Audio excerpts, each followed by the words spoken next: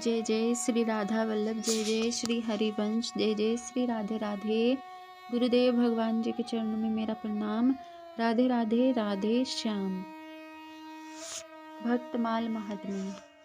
जैसे श्रीमद् भागवत में श्री कृष्ण विराजमान है, श्री रामायण में श्री राघव जी विराजमान है, वैसे ही श्री भक्तमाल में सब संत विराजमान हैं। कहते हैं कलयुग में भक्तों का चरित्र सुनने मात्र से कल्याण हो जाता है। तो चलिए अब हम सुनते हैं सुंदर कथा श्री भक्तमाल श्री पाद पद्माचार्य जी। पूज्यपाद श्री रामेश्वर दास रामायणी जी, श्री गणेश दास भक्तमाली जी, श्री राजेंद्र दास आचार्य जी के कृपा प्रसाद और भक्तमाल टीका से प्रस्तुत भाव कृपया अपने नाम से प्रकाशित ना करें। श्री संप्रदाय के एक महान गुरु भक्त संत हुए हैं श्री गंगाधराचार्य जी, जिनकी गुरु भक्ति के कारण इनका नाम गुरुदेव ने श्री पाद पद्माचार्य जी रख दिया था। श्री गंगा जी के तट पर इनके संप्रदाय का आश्रम बना हुआ था और अनेक पर्णकुटियां बनी हुई थी। वहीं पर एक मंदिर था और संतों के आसन लगाने की व्यवस्था भी थी। स्थान पर नित्य संत सेवा, ठाकुर सेवा और गौ सेवा चलती थी। एक दिन श्री गंगाधराचार्य जी के गुरुदेव को कहीं यात्रा पर जाना था। कुछ शिष्यों को छोड़कर अन्य सभी शिष्य कहने लगे, गुरुजी हमें भी यात्रा पर जाने की इच्छा है।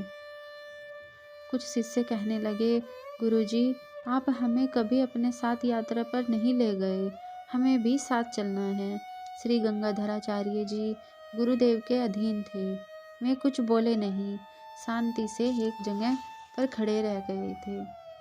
अब गुरुजी ने देखा कि सभी शिष्य यात्रा पर चलना चाहते हैं, परंतु आश्रम में भगवान, गो और संत सेवा करेगा कौन और अन्य व्यवस्था देखेगा कौन। गुरुदेव ने श्री गंगाधराचार्य जी को अपने पास बुलाया और कहा, मैं कुछ समय के लिए यात्रा पर जा रहा हूँ। आश्रम की संत, गो और भगवत सेवा का भार अब तुम पर है। श्रद्धा पूर्वक आज्ञा का पालन करो, हमें तुम पर पूर्ण विश्वास है। श्री गंगाधराचार्य जी ने प्रणाम किया और कहा, जो आज्ञा गुरुदेव। गुरुदेव जब जाने लगे तब श्री गंगाधराचार्य जी के मुख पर कुछ उदासी उन्हें दिखाई पड़ी। गुरुदेव ने कहा, बेटा तुम्हारे मुखमंडल पर प्रसन्नता नहीं दिखाई पड़ती, क्या तुम हमारी आज्ञा से प्रसन्न नहीं हो? जय श्री राधे राधे। श्री गंगाधराचार्य जी ने कहा, गुरुदेव भगवान आपकी आज्ञा शिरोधार्य है, परंतु जब मैं आपकी शरण में आया था तब मैंने यह प्रतिज्ञा की थी कि मैं नित्य ही आपका चरणामृत ग्रहण और आपका दर्शन किए बिना कोई अन्न जल ग्रहण नहीं करूँगा। गुरुदेव ने कहा, कोई बात नहीं, श्री गंगा जी को आज से मेरा ही स्वरूप जानकर इनका जल ग्रहण करो और दर्शन करो। गुरु भी पतित को पावन बनाते हैं और गंगा जी भी पतित को पावन बनाती है। श्री गंगाधराचार्य जी ने कहा, जो आज्ञा गुरुदेव और चरणों में प्रणाम किया।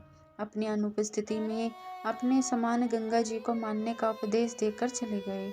गंगाधराचार्य नित्य गुरुवत गंगा जी की उपासना करने लगे। नित्य आश्रम में गो, संत, ठाकुर सेवा उचित प्रकार से करते थे। अतिथियों का सत्कार और प्रसाद बनाना, स्वच्छता आदि सब कार्य अकेले ही करते थे। प्रातःकाल श्री गंगा जी का दर्शन करते और गंगा जल गुरुदेव का चरणामृत समझकर ग्रहण करते थे। आरती करते और दंडवत प्रणाम निवेदन करते। अन्य कोई शिष्य श्रद्धा पूर्वक स्नान करते थे, परंतु पाद पद्म जी हृदय से ही श्री गंगा जी की वंदना पूजा करते थे। गंगा जी को गुरुदेव का स्वरूप समझते थे और गुरुदेव के शरीर पर चरण कैसे पधरावें, इससे तो पाप लगेगा, यह सोचकर कभी भी गंगा जी में स्नान नहीं करते थे। इनके हृदय के भाव को न जानकर दूसरे लोग आलोचना करते थे। अन्य शिष्य गंगाधराचार्य जी की बहुत प्रकार से निंदा करते हुए कहते थे, गुरु जी बाहर क्या चले गए, इसने तो गंगा स्नान करना बंद कर दिया। जाकर कुएं पर स्नान करता है। कुछ दिनों के पश्चात श्री गुरुदेव जी लौटकर आए और अपना आसन आश्रम में रखा। अभी गुरुजी को आए कुछ ही देर हुई थी कि गंगाधराचार्य जी की निंदा करने के लिए कुछ शिष्य पहुंच गए।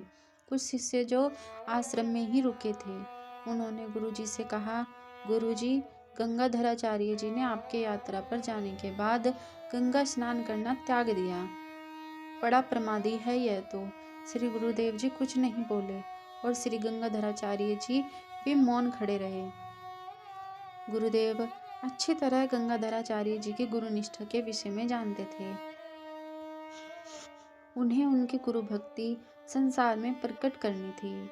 अगले दिन प्रातःकाल इनकी गुरु वाक्या और गुरु निष्ठा का परिचय प्रकट करने का निश्चय गुरुदेव ने किया। गुरुदेव ने अपने शिष्य सहित गंगाधराचार्य जी को स्नानार्थ श्री गंगा जी की ओर चलने को कहा।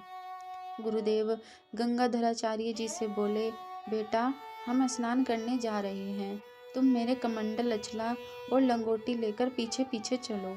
गुरुदेव गंगा जी में स्नान करने उतरे और थोड़ी देर बाद श्री गंगाधराचार्य जी से कहा, हमारा अचला, लंगोटी और कमंडल यहाँ हमारे पास लेकर आओ। अब गंगाधराचार्य जी धर्म संकट में पड़ गए।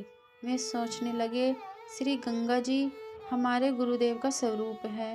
गंगा जी में चरण रखना गुरु का अपमान होगा और यहाँ प्रत्यक्ष गुरुदेव आज्ञा दे रहे हैं। अब तो श्री गंगा जी और गुरुदेव ही हमारे धर्म की रक्षा करेंगी। इस गुरुनिष्ठा, शिष्य की मर्यादा और गुरु भक्ति की रक्षा करने हेतु श्री गंगा जी ने वहाँ अनेक विशाल कमल पुष्प उत्पन्न कर दिए।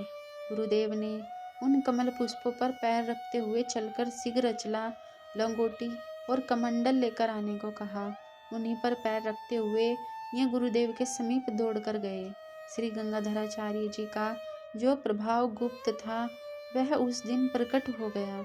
इस दिव्य चमत्कार को देखकर सभी के मन में गंगा जी और पाद पद्म जी में अपार श्रद्धा हो गई। गुरु जी ने कहा, बेटा, धन्य है तुम्हारी गुरु भक्ति, जिसके प्रताप से गंगा जी ने यह कमल पुष्प उत्पन्न कर दिए। संसार में आज के पश्चात तुम्हारा नाम पाद पद्माचार्य के नाम से प्रसिद्ध होगा। उसी दिन से गंगाधराचार्य जी का नाम पाद पद्माचार्य पड़ गया। बोलो श्री राधा वल्लभ लाल की जय। भक्तवत्सल भगवान की जय। भगवान के भक्तों की जय। सभी संत जनों की जय। जय जय श्री राधे श्याम।